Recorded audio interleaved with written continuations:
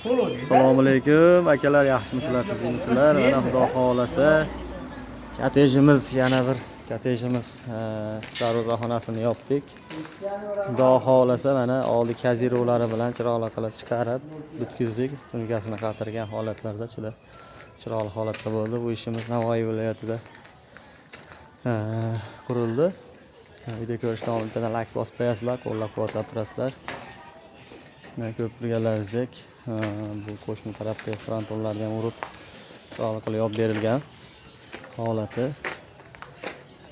Poni konteyner mahsulotidan qilingan. Stoykalari o'zini darvozaxonasida mashina turadigan joyda chiqqan stoykalarni oldi kazirovlarga o'rnatdik. Ichkaridagi stoykalar bo'lsa poni konteyner profildan tuttali holatda qilindi.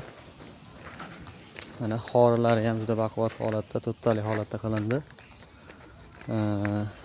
7 ta to'sin, 3 ta xori ko'cha tarafga kazirovlari bilan chiroyli qilib bitkizib berdik.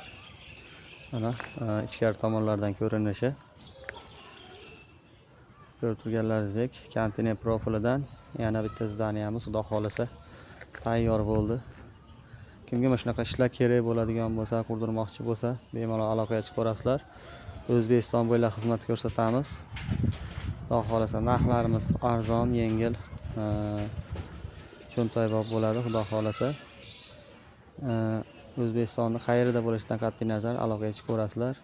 Undan tashqari katta zdaniya tomlari, boshqa zdaniya to'yxona tomlari bo'lsa ham qilinaveradi.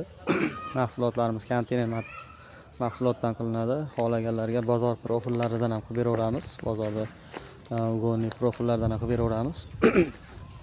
Endi hozir shivillarga talab ko'p bo'lgani uchun shivillardan qilyapmiz. Aloqaga chiqib ko'rasizlar. Xudo xolasa yoqsa like bosib qo'yish esdan chiqmasin. Obuna bo'lib qo'yinglar.